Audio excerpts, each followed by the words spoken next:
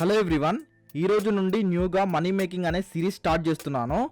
Zero financial knowledge నుండి complete financial నాలెడ్జ్ని క్లియర్గా పిన్ టు పిన్ ఎక్స్ప్లెయిన్ చేస్తాను. ఈ సిరీస్ వీడియోస్ని మనీ మేకింగ్ అని ప్లేలిస్ట్ క్రియేట్ చేసి పెడతాను. అన్ని ఫుల్ వీడియోస్ స్కిప్ చేయకుండా ఫస్ట్ నుండి చూడండి. ఒకవేళ మీరు బిజీగా ఉంటే ప్లీజ్ లైక్ చేయండి, it will motivate us.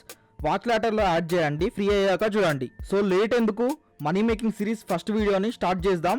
Let's start work on trading. This is Sharath Pulipaka. గుర్తుపెట్టుకోండి, ఫస్ట్ మీరు జాబ్ లేదా బిజినెస్ లేదా చేసి కొంత అమౌంట్ యాక్టివ్ ఇన్కమ్ ఎర్న్ చేయండి. దానితో ప్యాసివ్ ఇన్కమ్ ఎలా ఎర్న్ చేయాలనేది ఈ వీడియోస్లో సిరీస్లో చెప్తాను. ఫర్దర్ వీడియోస్లో యాక్టివ్ ఇన్కమ్ అంటే ప్రైమరీ ఇన్కమ్ సోర్స్ని ఎలా ఎర్న్ చేయాలి స్కిల్ త్రూ అనేది చెప్తాను.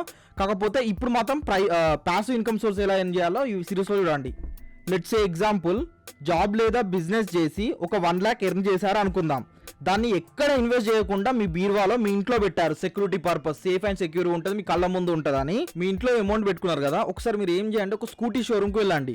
స్కూటీ షోరూమ్కి వెళ్ళి స్కూటీ ఎంత ఉంది ప్రస్తుతం అడగండి. ఎగ్జాంపుల్ ఆన్ యావరేజ్గా 1 lakh ఉంది అనుకుందాం. 1 lakh ఉంది కదా, బై చేయకండి. ఆ అమౌంట్ని 1 lakh అమౌంట్ మీ ఇంట్లో పెట్టుకున్నారు కదా.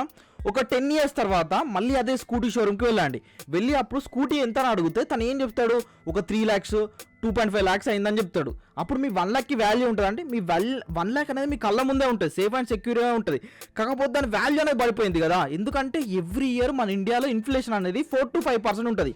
అంటే ఎగ్జాంపుల్కి 1,00,000 రూపాయలు మీ దగ్గర ఒక వస్తువు ఉందనుకోండి, ప్రతి సంవత్సరం ఆ 1,00,000 రూపాయలకి 4% లేదా 5%, అంటే 4,000 నుంచి 5,000 వాల్యూ అనేది పడిపోద్ది. కాబట్టి ఈ 4,000 5,000 మీ దగ్గర ఏదైనా 1,00,000 రూపాయలు ఉందనుకోండి, 4 to 5% ఎవ్రీ ఇయర్ దానికి ఇంక్రీజ్ అవుతూ ఉండాలి.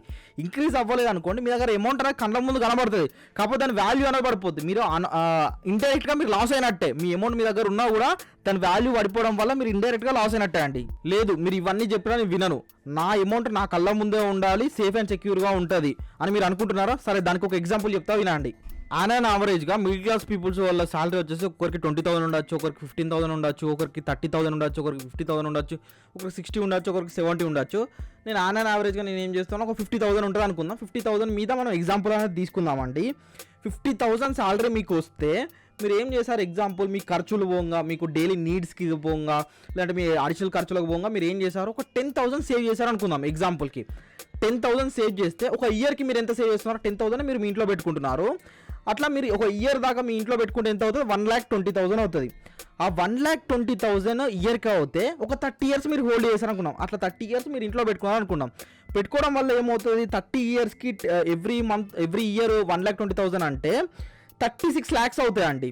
అంటే మీరు మీ 50,000 సాలరీ వస్తే మీరు ఎవ్రీ మంత్ 10,000 బేర్ చేసినా కూడా, హోల్డ్ చేసినా కూడా మీరు 1 year 1 కోటి రూపాయలు సంపాదించలేకపోతున్నారు.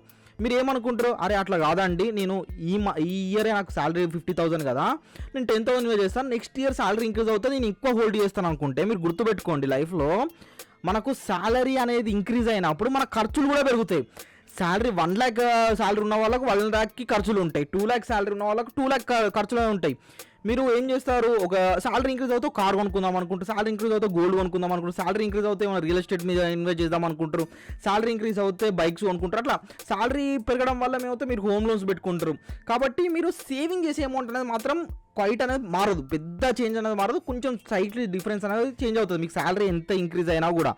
కాబట్టి మరి ఇట్లా చేసినా కూడా మీరు ఒక 1 year అనేది అయితే ఎంజాయ్ అయిపోతున్నారు. 50,000 ఉన్న వాళ్ళే 1 year ఎంజాయ్ లేనప్పుడు 20,000 10,000 15,000 30,000 ఉన్న వాళ్ళు 1 year ఎట్లా? మనకు ఉండేదే ఒక లైఫ్, ఆ ఒక్క లైఫ్లో కూడా 1 కోటి రూపాయలు మీరు ఎంజాయ్ చేయలేకపోతే మీరు ఎందుకండి, మీరు జాబ్ చేసి ఎందుకు, మన గోల్స్ పెట్టుకొని ఎందుకు చెప్పండి. కాబట్టి ఒక 1 year అనేది ప్లస్ 1 year అనేది కూడా పెద్ద అమౌంట్. ఈ రోజులలో మిలియనియర్స్ బిలియనియర్స్ చాలామంది ఉన్నారు. 1 year అనేది ఈజీగా ఎంజాయ్ చేస్తున్నారు బిజినెసెస్ చేసి. మరి మీరు జాబ్ చేసిన వాళ్ళు ఒక 1 year కూడా ఎంజాయ్ చేయకపోతే ఇంకెందుకు. ప్లస్ అడిషనల్గా 1 year ఈజీగా ఎట్లా ఎంజాయ్ చేయాలి అనేది నేను ఫర్దర్ వీడియోస్లో క్లియర్ ఎక్స్ప్లెయిన్ చేస్తాను.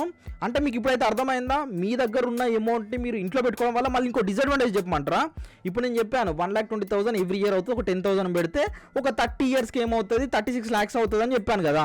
ఒక 3-4 years పెట్టేసరికి 4 lakhs 5 lakhs మీకు ఇంట్లో కనిపిస్తే ఏమనిపిస్తుంది అంటే, ఏదో ఒకరి దగ్గర ఖర్చు పెడదామన్నా వస్తుంది. ఎవరు అంత డెడికేషన్గా కన్సిస్టెన్సీగా అనేది ఉండలేరు. గుర్తుపెట్టుకోండి, మనుషులందరికీ ఎట్లుంటుంది, ఒక గ్రీడీనెస్ ఉంటుంది, ఆశ ఉంటుంది, ఏదో ఒకటి కొనుక్కుందామని ఉంటుంది. ఊరికే అమౌంట్ అయితే హోల్డ్ చేసి పెట్టలేరు. ఫస్ట్ ఆఫ్ ఆల్ మీ ఇంట్లో పెట్టుకోవడం వల్ల ఏమవుతుందంటే హోల్డ్ చేసి ఎక్కువ ఇయర్స్ అనేది పెట్టలేరు.